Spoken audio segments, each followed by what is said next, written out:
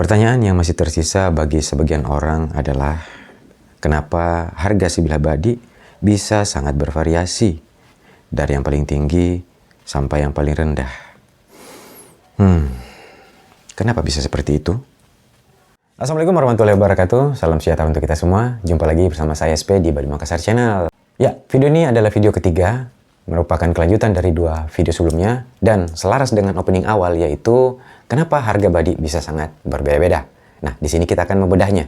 Sebelum kita melangkah lebih jauh, ya, kalau bicara soal badi dari sisi harganya, tentunya kita harus membagi dua dulu, yaitu buatan baru atau tepaan baru dengan badi tua atau pusaka tua, pusaka lama ya.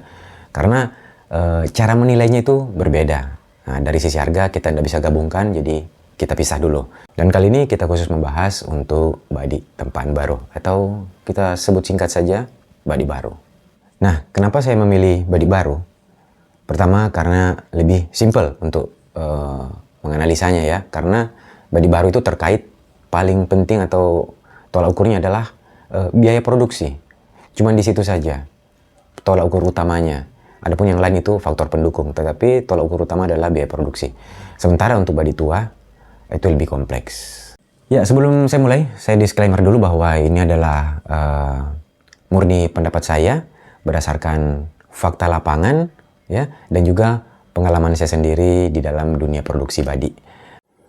Ya, sebelum lanjut, saya jelaskan dulu bahwa konteks yang kita bahas di sini, badi itu dalam kondisi utuh sesuai dengan komponen utamanya. Jadi ada gagang, sarung, sumpa atau kalasa dengan bilahnya itu sendiri. Jadi tidak termasuk aksesoris di sarung ataupun ornamen-ornamen lainnya, karena itu tambahan, bukan utama dalam kondisi utuh beserta komponen utamanya. Nah, untuk kelas-kelas dari badi ini, ya bukan kita bermaksud merendahkan atau meninggikan satu sisi ya, tetapi hanya menjelaskan saja sesuai dengan produksinya, kemudian dan masing-masing itu hidup ya, masing-masing kelas itu hidup, memiliki segmen tersendiri, memiliki pasar tersendiri, dan semua berjalan dengan masing-masing porsinya. Nah, ayo kita mulai. Nah, untuk kelas yang pertama adalah kelas pesanan custom atau kelas pesanan premium atau masterpiece ya. Dia custom dengan tujuan produk yang premium dan menjadi masterpiece. Ini kelas pertama. Untuk kelas ini tentunya semua dilakukan dengan perjalanan waktu yang jauh lebih panjang, karena pertama mulai dari bahan awal saja itu sudah benar-benar disaring bahan apa yang digunakan ya. Kemudian pemilihan bentuk ya. Kemudian saat pembuatan bentuknya benar-benar diperhatikan sampai detail kecil pun ya, sampai detail kecil pun itu tetap diproses sehingga menghasilkan hasil yang benar-benar rapi, konsisten, dan terarah. Nah, seperti itu. Kemudian baik dari pemilihan kayunya juga, beserta model dari kayunya, ya. Kemudian pemilihan model sarung, jadi secara konsep bilah tadi di awal, kemudian secara konsep kayu memang semua pilihan. Kemudian kondisi-kondisi lain yaitu dari sisi pamor yang lebih bersifat kompleks dan rumit, ya. Kemudian dari sisi mungkin teknis kerja yang lebih tinggi dibanding pekerjaan untuk kelas-kelas yang di bawahnya. Nah, dalam kelas custom premium ini tentunya selain prosesnya panjang ya, makan waktu lebih lama, diskusinya juga dengan pemesannya juga cukup menggunakan waktu dan pemikiran yang matang, karena diskusi mengenai model yang betul-betul dipilih, ukuran benar-benar dipilih, pemilihan kayu, pemilihan pamor, dan konsep-konsep kecil yang ingin diterapkan di dalam bilah itu atau sarungnya atau gagangnya. Dan tentunya ini poin utamanya adalah kita lakukan pembuatan tetapi benar-benar mengacu apa permintaan atau apa request dari pemesannya. Nah, kita lanjut yang kedua. Nah, yang kedua masih sedikit sejalan dengan yang pertama, yaitu custom pesanan khusus juga, tetapi tidak terlalu mengejar premium atau masterpiece-nya tadi ya. Dia lebih sesuai ke kebutuhan ya. Yang penting pamor sudah ada, enak, bahannya bagus ya, sudah tampil cukup ya, gagang sarung pemilihan kayunya juga sudah pas. Intinya tidak terlalu mau sampai berlebihan ya. Jadi semua serba sesuai kebutuhan saja. Nah, ini adalah tingkatan yang kedua. Jadi tidak terlalu repot seperti yang pertama, mulai dari durasi kerjanya. Akan tetapi di sini tetap mengikuti permintaan pemesan, customnya ya, ukuran, pamor, bentuk, ya, kemudian pemilihan kayu, model gagang sarung, dan lain, ukiran juga ya, nah, dan lain sebagainya. Nah, jadi kalau kita berbicara biaya produksi di sini itu sesuai dengan kebutuhannya, jadi tidak terlalu mengikuti seperti ambisi untuk tampil lebih. Jadi biayanya juga tetap mengikut seperti itu. Nah, untuk kelas yang ketiga, ini kelas yang dimana dipesan untuk dijual kembali. Ya. Nah, di sini bersifatnya masih termasuk custom juga, karena di saat ada pemesanan seperti ini, pertama-tama tetap mengikuti permintaan. Tetapi permintaannya itu diatur dengan mengatur batas biaya produksi. Nah, dengan tujuan agar perputaran bisa lebih baik. Tetapi kalau untuk kelas ini tetap bahan dipilih, ya, proses juga tetap rapi segala macam. Tetapi memang ada batas-batas untuk memberi batas tertinggi untuk dari biaya produksinya. Jadi secara konsisten tetap mengikuti request, mulai dari ukuran, pemilihan kayu. Tetapi ada ada tolak ukur yang dipakai, yaitu batas biaya produksi.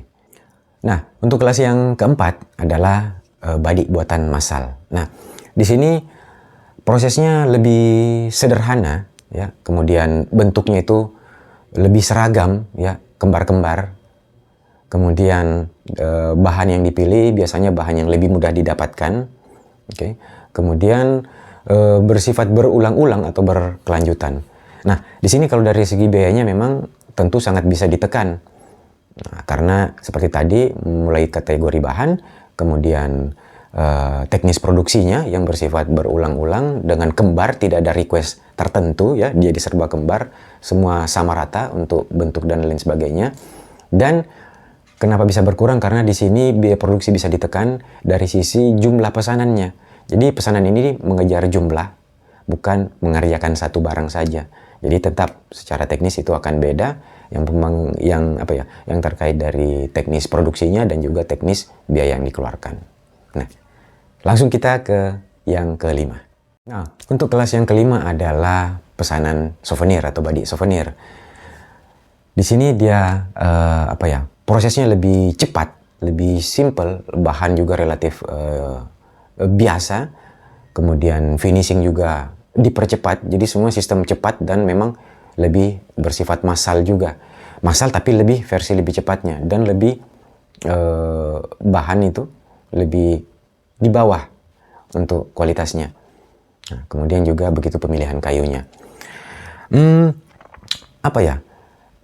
Kelas ini bukan rendah seperti apa, bagaimana ya, tapi memang ini kelas ada segmen tertentunya, di mana ya kita sebut saja souvenir ya.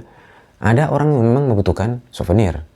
Nah, di sini memang kenapa biayanya paling rendah produksinya, karena pertama-tama memang dibikin atau dibuat bukan untuk menjadi badik, ya. Itu tanda kutip atau digaris bawahi, dibikin atau dibuat bukan untuk menjadi badik, tetapi souvenir yang berbentuk badik. Walaupun memang ada bilah, ada gagang sarung, tapi dia lebih ke souvenir.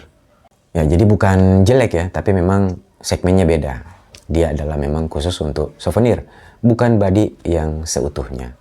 Nah, setelah mendengar ya tingkatan kelasnya itu atau kelas-kelasnya itu dari 1 sampai 5, pasti sudah bisa tarik ukur menarik benang merahnya ya. Ada 3 poin yang lebih utama, ya, yaitu produksinya dari sisi bahan baku ya. Bahan baku mulai dari bahan bilah ya, menggunakan bahan apa. Bahan baku kayu, menggunakan kayu apa, kualitas bagaimana. Kemudian manajemen produksinya seperti apa, yang betul-betul rapi, detail kecil diperhatikan, membutuhkan waktu yang lebih panjang, ataukah yang memang serba singkat cepat. Ya. Jadi ada di situ juga terlihat secara benang merahnya.